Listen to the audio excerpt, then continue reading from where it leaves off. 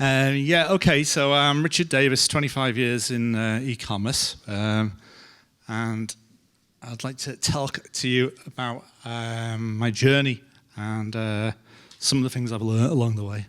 Been a lot of successful people preceding me, so maybe talking about failures will be a little bit more of an interesting way to learn, but probably along the way I've done a few things right as well, so hopefully that will stand me in good stead. A little bit different from the other speakers. I'm perfectly happy to field questions as and when. This is the first time I've given this slide deck, so it's not going to be perfect. So if I've missed anything out or just going too fast or too slow, just stick your hand up and let's just answer the questions there. It's fine. And I understand it's Friday as well, so I'll try and keep it brief. But just as an overview, before I get into the more interesting stuff, just tell you a bit about how I got into e-commerce. So as a 12-year-old boy, I was into model trains, and the only way to really buy them when you're in North Wales was to buy magazines and see what's advertised in the magazines and then place orders by sending a cheque in the post with your pocket money.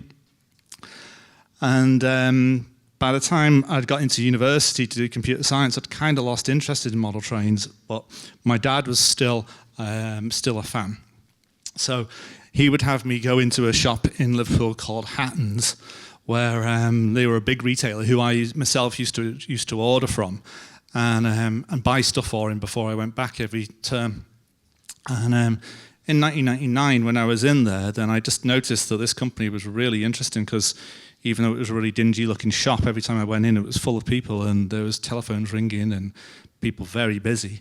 So it gave me the idea of this company needed help getting online.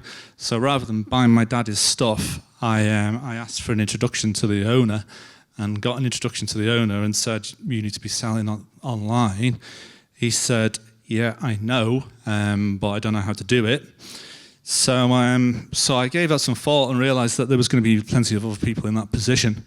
So I went on Amazon and bought a book on what was Microsoft Active Server Pages, which was a database technology of the time. And in my student flat, I built a retail system to allow retailers to sell stuff online, and then went back to this shop and then showed it to this guy and said, "This is what you can use to start selling online." And did a deal with him where I would charge him 3% of any sale that he made. Because he didn't know me from Adam, then it was a pretty good deal because he wasn't giving me any cash up front. I bought a domain, and then I got going with him, and then did the same sort of deal with other companies around Liverpool and Cheshire. And then, so by 2000, I had 7 customers, each with these kind of very crude, basic websites, but they were pulling in loads of revenue from nowhere. You know, this channel just appeared. And so these guys, the people running these businesses, one minute I was a stranger who they were indifferent to.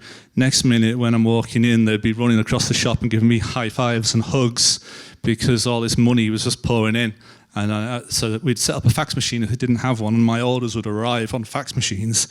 And they just thought it was like money coming in from heaven, because it worked. And like, you got to remember that in that period, that before the internet, there'd been no way of additional revenue appearing without spending a lot of money on print advertising or maybe events. There just wasn't that resource available.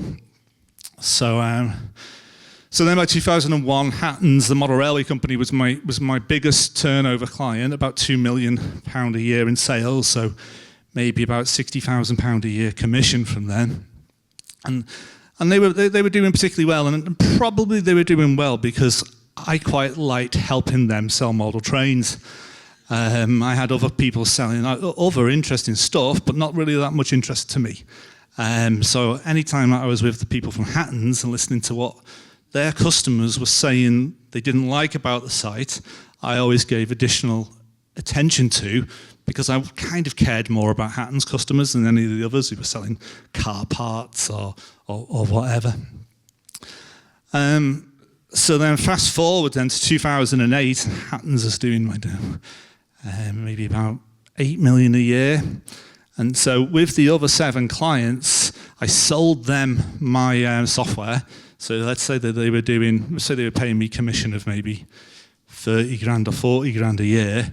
Then I just said to them, you pay me 3 years commission and I'll give you the website and all the code for free, well, as part of that. And then you can own that. And that was a pretty good deal for a lot of them. And then I used that money then to buy Hattons. So maybe this stage is quite a good time to say, I'm not actually officially diagnosed autistic, but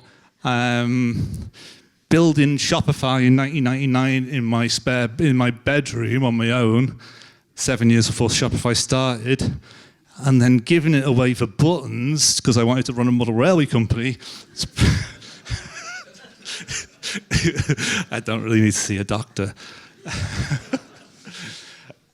And so then 2014, we were making plenty of money in 2014, and probably I've got ADHD as well, because rather than just sit there and live off the money, then we decided to go and start manufacturing our own products in China, which I'll tell you a bit about in a bit. In 2018, we hit 20 million of sales, and then 5 years later, we're closing the doors. So that's quite a lot of the aspect of what I want to talk about today is what happened in those 5 years. And that's really the biggest takeaway. I've got 8 points to think about. But what went wrong, and that aspect is, I think, one of the greatest lessons for anyone involved. Involved in e-commerce. Okay, so I've got a couple of different charts, and the thing that I want to talk about really is where your attention goes when you're running the business. And one of the things I developed whilst we were running Hattons was not just selling brand new stuff, was selling second hands. A few people have mentioned e-commerce today. Very interesting topic. I'm a model train geek, so buying model trains from like 30, 50 years ago and selling them again was always very interesting. And from here, it looks like things are going quite nicely. We've developing that from nothing to about 3.4 million quid. And it was a big area of attention in the company because we all found it interesting, and there was lots of time talking about it and looking at all the interesting second-hand stuff that we bought. But meanwhile, then we've got an issue with brand new stuff. And the key metric, which I'm really interested in now, I think I spend a lot of time thinking about, is the number of unique customers who are buying from you each year. Because I've never been a fan of the metric for total lifetime value, because I think it can distract you from actually, with total lifetime value, if you spend more time trying to get more money from a group of people, then the danger is what you can have in the background is a shrinking customer base. And here we've got these are the real figures, but you can see that big, huge drop off there from 2018, and it plummets. We played a bit of a blind during COVID, but still fallen quite a lot. So combining them, and that was quite a lot of data. But the interesting column is the far right column, really, where you can see things are going nicely. 2018, and nearly $1 million profit. But then it quickly drops, and that there is the main factor. There is those unique customers who are dropping very dramatically. So that's just the point. Takeaway one. Bit erratic. Sometimes they were going up. So we hadn't really paid that much attention to marketing for a long time, for whatever. One of my points later on is going to be about the importance of an email newsletter, and always playing it by Google's rules was basically our attitude to no, just white hat, nothing black hat. But we didn't really pay much attention. It was growing so nicely that we didn't really we were always just on the back foot, coping with the growth rather than trying to squeeze more out of customers. But then when we started trying, maybe around 2016, then we did manage to get more out of people. But I think that's a bit dangerous, really. I think I'd much rather a new customer than getting more at the existing ones, which I know is contrary to a lot of thoughts. Go on. So your unique customers for new products, cut in half between 2018 and 2023. Where did they go? Did they leave the market? Did they go to competition, or what happened? Yeah, so there was a couple of things going on. Well, one is that the costs in China are going up quite significantly. Then the other one is that, so in 2020, in COVID, a huge number of our competitors who just never found the time to get online, because their doors are shut and they've got no source of revenue, they are quickly firing up Shopify stores. So what's going on there is you've got tons of little companies nibbling away, and not one in particular, or one or two, who are attacking that number. So it's even more difficult to stem that kind of bleeding, because it's been incurred in lots of ways. So you didn't, is it right that you didn't have like a defensive strategy against these entrants to the market?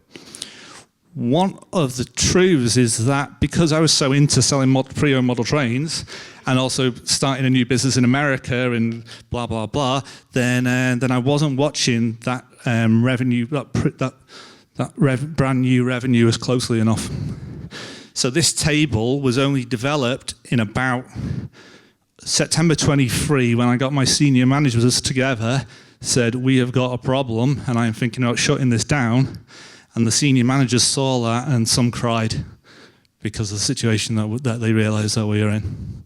So I'm because I'm out of it now, I can come here and tell this story. Obviously, if I was still in it, then I wouldn't be able to be as candid. So that's different about my talk, maybe. Just on that, still trading over 7.5 million.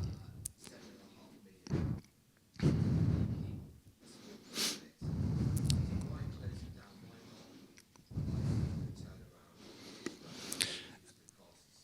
turn around? Well, if you go on Amazon, you'll find maybe about 200 books on scaling up, but no one's written a book about scaling down. Scaling down is an entirely different prospect. So let's just say that you've got 70 people, you make 35 of them redundant. Let's say you've got 70 people, you make 40 redundant. You've got 30 people. Those 30 people are not grateful that they've kept their jobs. They're pissed off because they're having to do more work. The 40 who you've made redundant take you to tribunals because they feel they've been unfairly dealt with, and you are fighting a losing battle. And the numbers, no matter how much we tweak those numbers, if you've got a cost base, you've basically got a break-even point. So if you look between 21 and 22, that's a huge difference there. And now break-even point, we went under that, and then it's just terrible. So this title is the relationships before technology and perfection. So one of the things is that the second hand is much more expensive to deal with.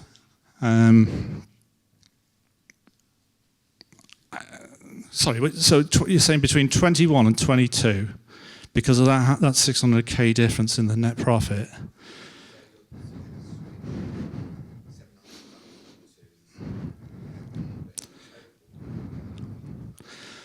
Well, one of the other things that's going on, there's too many cock-ups to actually list them all, but the Australia and New Zealand GST taxed. I'm not sure if anyone's had letters from the Australians and the New Zealanders, but at one point we weren't paying it.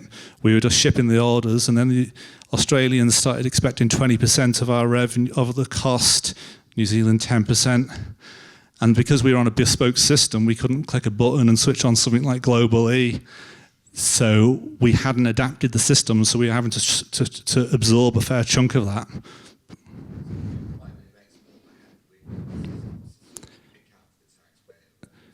Correct, yeah. And then the smaller retailers, because they don't have to pay GST, they're at an advantage over the bigger ones. So what I did,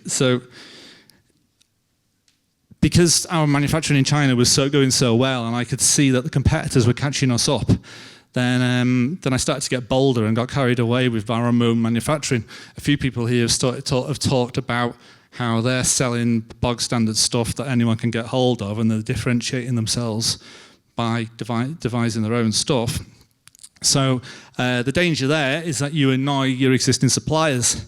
And so this company, Backman, which was a huge part of our revenue, I knew that they were very uneasy about us developing competencies in making our own stuff, and they warned me about it, and I didn't think that they were going to cut me off, and they did. So I got back from a conference or other in America with loads of ideas, and there was a letter there saying you've got 7 days' notice, I'm shutting down your account. So I bought like £2 million of stuff in that one day, but it only lasted 3 months. So there you can see that 2018 brand new customers, 47,000. The reason that's dropping so fast is because we are no longer a one-stop shop. And even though I was a snob and hated that phrase, it is a very important aspect when you are the key brand in a field. So that was one of the other reasons why people start going to other retailers, even though they were not as quick to ship or whatever like that. They've simply got the stuff. And there's only one company that makes these items. So that really was the death knell of our company. But if I'd been watching this, if I'd had that table in that format, I wouldn't have waited to 2023 to take dramatic action, because I would have known that we were already dead man walking, really. Go. So Backman just cut you off, just didn't change the terms or try and phase you out, just cut you off. They did. They added so in their terms and conditions 1 year. They added a particular clause that said, if you compete with us and blah blah blah, then we can cut you off. And I signed it, and I just what my strategy was is when they did that, then I just started buying more from them, and said we'll just buy so much off them that they'll never be able to afford to cut us off. So let's say they had like 20,000 items. At that time, I was only taking, let's say, 5,000 items off them. So I went up to like 15,000, and I became a much bigger percentage of their turnover, because you can see the turnover on Company's House. And I just sat there saying, no, they're never going to cut us off. But they did. So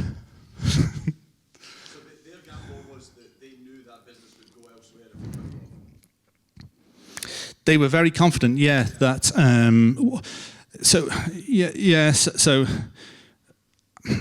my view is that they will never be stupid enough to cut us off.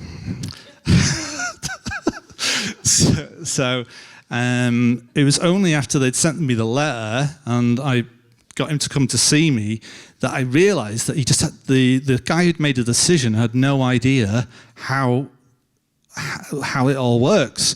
We went down to my warehouse together, and I had him go through the orders, and he was picking up orders that was like going to customers in Australia or whatever like that. And he was going, "What? It's going from Widnes to Australia?" I was like, "Yeah." And then he'd pick up, "But this next one's going to Bolton. I don't get it." But I always thought he understood, and that was why I thought, because I presumed he understood. And those customers in Sydney or wherever were very comfortable with us, and they may not go elsewhere. That's why I thought he wouldn't pull the trigger. But then when I saw that he was so unaware of the way it worked, that's when I knew I was in really big trouble. because we're just different business people. So it's too late by then. So any more questions? Yeah, obviously we've got the revenue figures here. What was the inventory looking like? Increasing, decreasing, lean? And yeah, I was very, very casual because my attitude was always, it will always sell. The prices in China are always going up. No interest from the bank. So and along the way, we basically just buy more warehouses. Warehouses are very cheap. And well, first of all, we would just buy houses. In the early 2000s, when we were growing and didn't have a warehouse, we'd just buy a house, brick up the windows, and chuck all the stock in there. And obviously, the local residents were always delighted with that.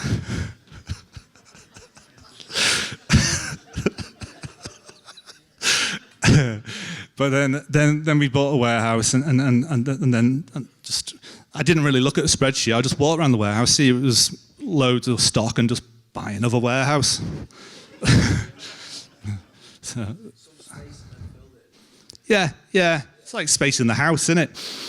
You always fill it. So by 2023, when I realised that we've got a problem, and then think, right, we're going to have to sell all this off, because our name in the industry was so big, then basically we emailed all the customers saying we're closing down, and we were anticipating that we were going to have to sell it all off cheap, but basically the customers just were so, because the company had been going like 70 odd years, the customers just swooped on the stuff, basically saying, this is the last time we'll ever get to buy from Hatton's, and we sold like 3 million quid's worth of stuff in like 2 weeks. Just because so many people were only buying from us. And so back when they never really replicated that revenue elsewhere. And I think the way the Backman guy thought about it is if he had 200 retailers, his ideal situation would be that each retailer was doing 0.5% of his turnover. He did not like anyone getting big because he was always worried they were going to get bigger and become a threat to them, which we did. But I always thought that he would understand that in markets people inevitably get bigger, but he didn't. Sorry, one more question. What was the relative size of Hattons to Backman? Yeah, I think we were bigger. We were bigger than them. Sorry. Well, when we were developing all this stuff and winning all awards for it and selling it cheaper than them, so we just became just no one likes a know-it-all. We were just too big for our boots. We should have just sat back in 2017 and made that money, and just you get to know when you're onto a good thing. So the next slide is about that is the website as of like 2002, which has literally been featured in Web Design Crimes. A girl who worked for us, who was in Liverpool University at the time, came in and told me that the tutor had used that as an example of a terrible website that day. But it didn't really matter to me because the customers loved it and the growth was astronomical anyway, and we just couldn't keep up with the growth anyway at that time. So like, if the guy in Sydney was happy, then I cared more about that than I did about the university lecturer. But maybe now in hindsight, then maybe, well, I don't really regret it because we kept up as best we can, but like, there's still a bit of a missed opportunity really, because I could have tried to keep both of those people happy. But I would have rather kept the guy in Sydney happy who spent the money rather than the lecturer. So this point here relates to, despite actually the importance of digital, then this is some of the products related team at an event in the NEC, and regardless of where, however the relationship with the suppliers was, I always recognised the importance of actually interacting with customers. And for that reason, we kept the bricks and mortar store open. And bricks and mortar store was such a pain to run, really, considering the growth. But you got two benefits. One, you can talk to the customers yourself and listen to them and almost overhear what they're talking about. But then the other factor that you've got to bear in mind as well is that if you've got 70 people working in a retail company, having the customers walking in and out every day means that no one ever can forget that that's what the company is about.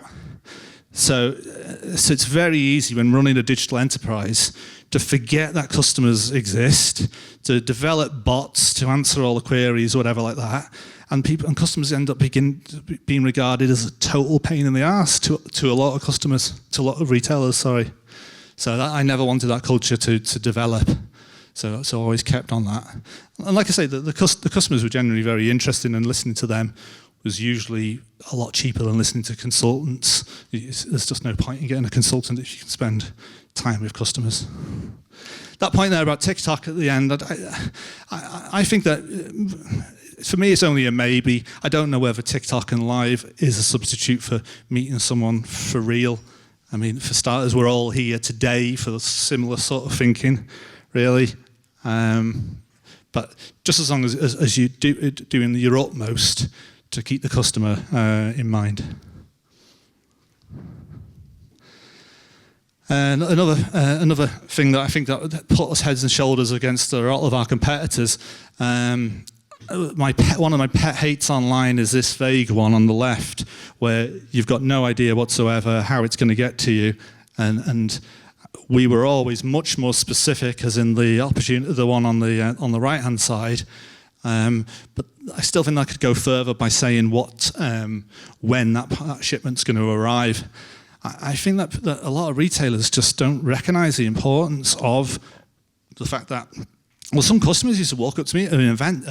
A guy walked up to me and said, "I haven't bought from you for 20 years." And I said, "Oh, I'm really sorry. Why? What was the problem?" And he said, "The postman put my parcel in the bin and the bin men collected it." And I said, "Oh, I'm really sorry. What happened?" And he said, well, you replaced it straight away. But you still use that not as a reason to buy from us."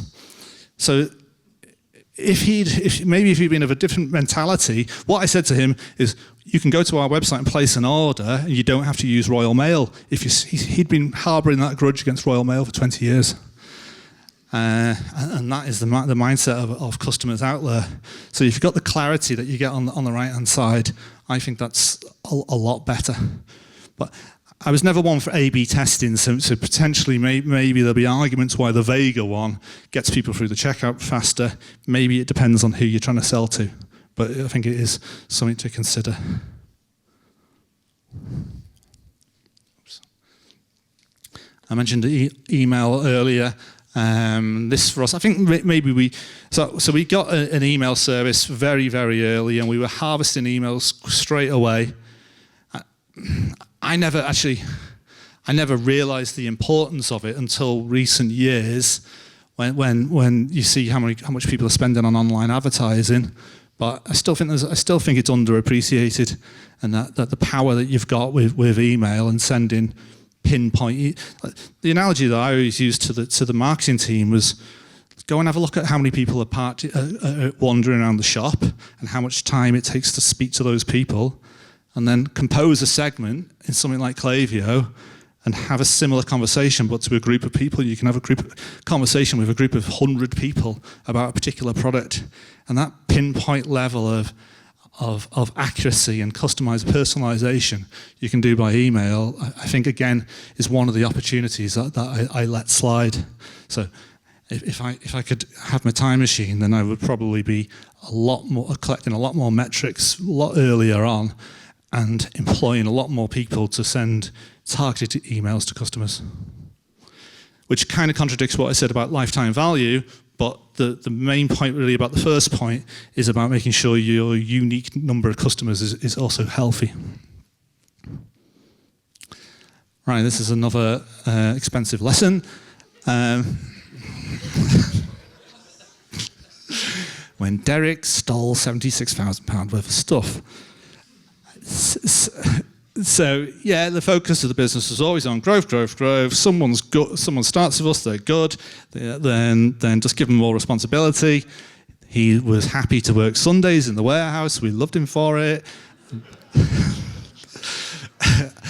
And then a competitor phoned me and said, "You don't sell your stuff on eBay, do you?" I said, "No way. I'm never paying eBay commission fees." And he said, "Well, some of your exclusive stuff is on eBay, and you better have a look at it." So I went and had a look at it, and basically we had a good CCTV system. Within an hour or so, we'd pinpointed him going around the warehouse as if he was picking an order. Then he was shipping it to his mate in Birkenhead, and then they were selling it on eBay. He'd also been. I think he'd initially started stealing from us because he'd been approached by someone, and he was stealing to order as well as working out what he could get good money for on eBay. But so when the police arrested him, they found a load of cocaine in his car as well, and so he got in trouble for that. But but this is these when you've got to forget about perfection when you're growing. It'll just kill you. Like I would be very glad if that was the only stuff that had been stolen from me over the years. It's a common fact in retail that stuff gets nicked off the shelves. The only good thing about remote work, as far as I'm concerned, is they can't nick it off the shelves. Really. They're your stock production manager or they're your packers. They can't exactly be packing it working from home. That's correct, yeah. Yeah. We've got a good solution. Yeah, so I think on one of the times you've been nicking stuff, I've been there and I have a curious look at the trolley of stuff that he's choosing for himself. But my mind was elsewhere, and then I go off when he's standing right next to me.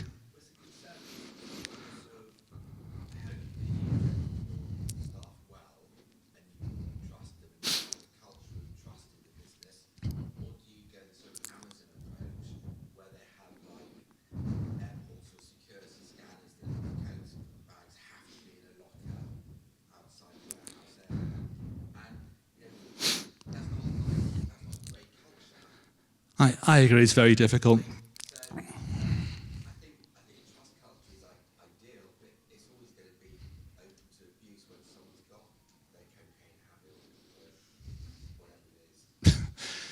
Yeah, that's the thing. If you put CCTV everywhere and you frisk people in and out, they're going to say, well, he thinks I'm a thief and he treats me like a thief. I may as well just nick the stuff. But then if you have this culture of trust, as the consultants would tell you to do, then you're vulnerable to this. So occasionally on LinkedIn, if I see someone banging on about trust, I post a link to that article, and that like I don't know what the answer is really, because you can do psychometric tests and all that sort of stuff. But I think there's a fine line between being an entrepreneur and being a thief, really. Someone who's got an entrepreneur mindset is someone who spots an opportunity and takes it. So it could go either way. Do you think that better systems and processes could have helped a bit? You know, like you say about putting bricks in windows and shoving stuff in houses. And I know we all kind of do a bit of that as we build business, but it does open the door for someone like this a little bit more. Were you maybe a little bit, I don't know, loose with your processes? Yeah.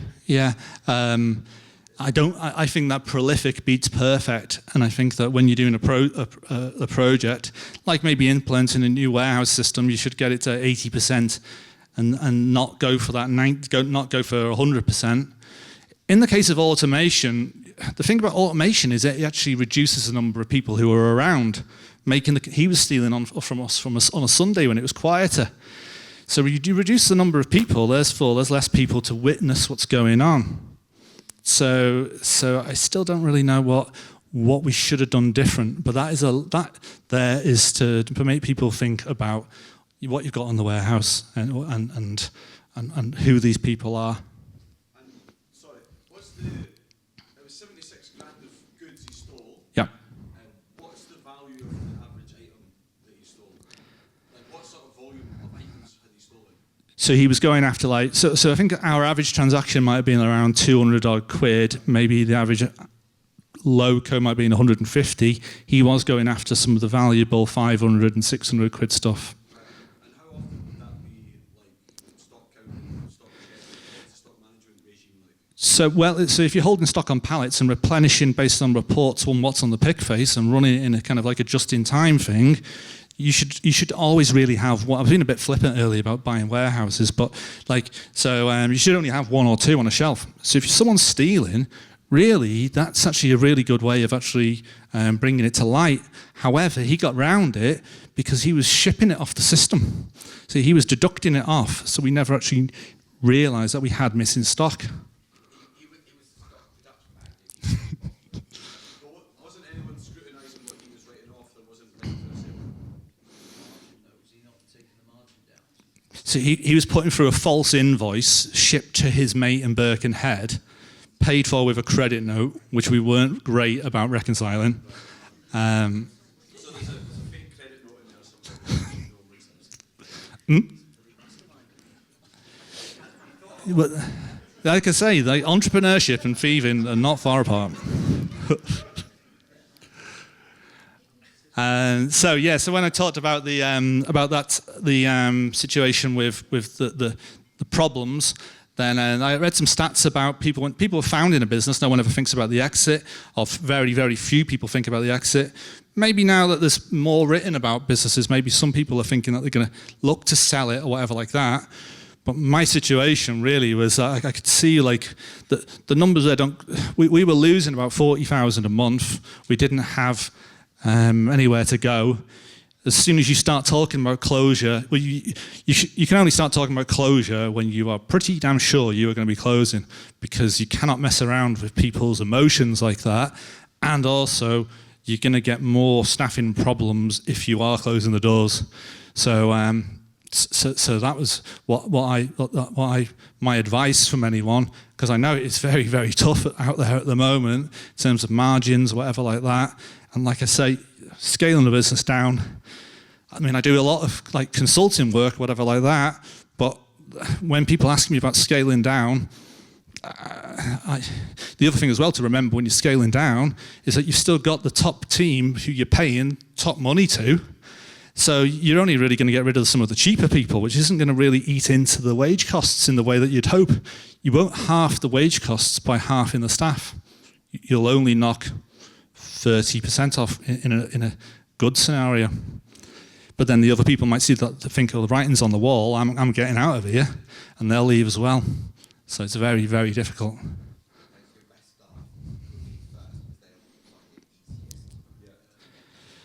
I agree. Yeah.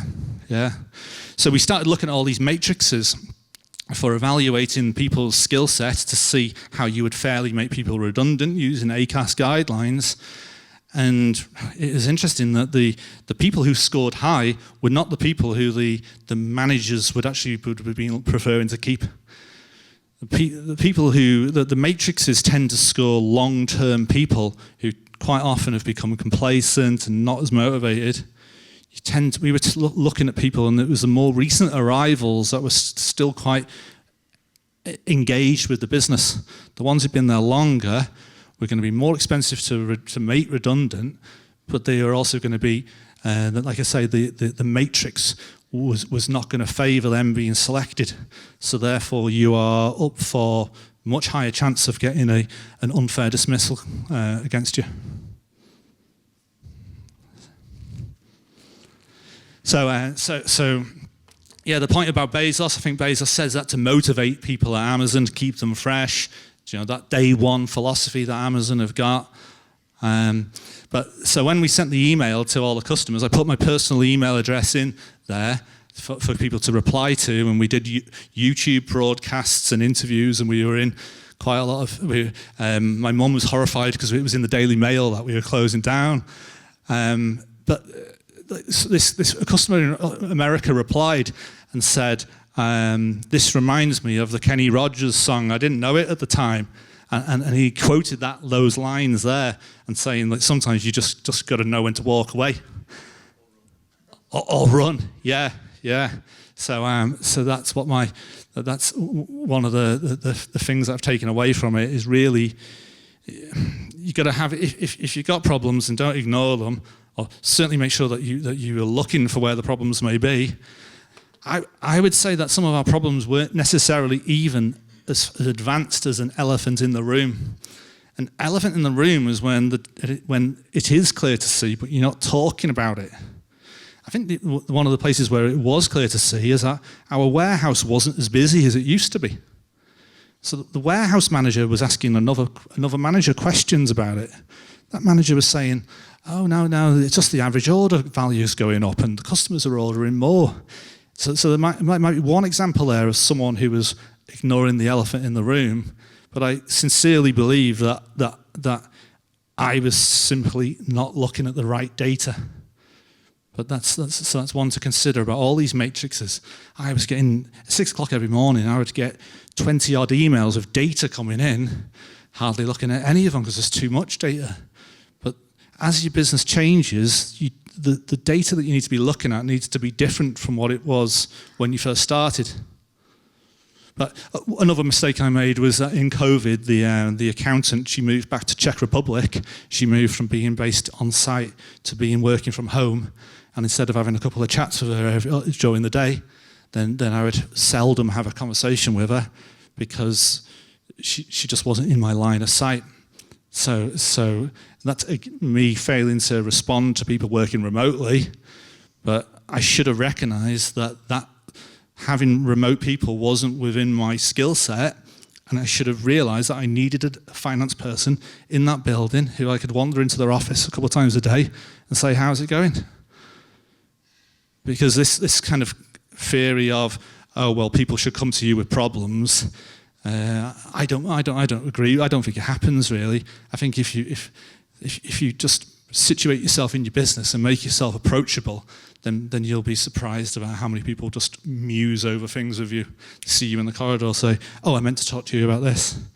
That you need to be there. You can't be running. You can't be elsewhere. Or if you are, then you've got to be very, very on the numbers. Any questions about that? Okay, so just a bit of a summary. So I had an over-reliance on the shrinking number of customers and suppliers. The suppliers was of my own doing. One thing as well that was a factor is that once we'd been cut off by the big company, other companies started getting RCO with us. And I'm pretty convinced it was because they saw that we were no longer there's a theory called the broken window theory that basically says that if you've got a house that has a window smashed, a few nights later, then all the people in the area will smash all the other windows because people have got a herd mentality and will just jump on the someone who's struggling. So that is one consideration. You might, if you have a falling out with one group of people, it'll have a ripple effect with others. The shrinking number of customers as well, like it's unavoidable that the demographic of customers, guys who buy model trains towards the end of their lives, and a number of them are dying. But that was actually, we turned that to an advantage for the second hand.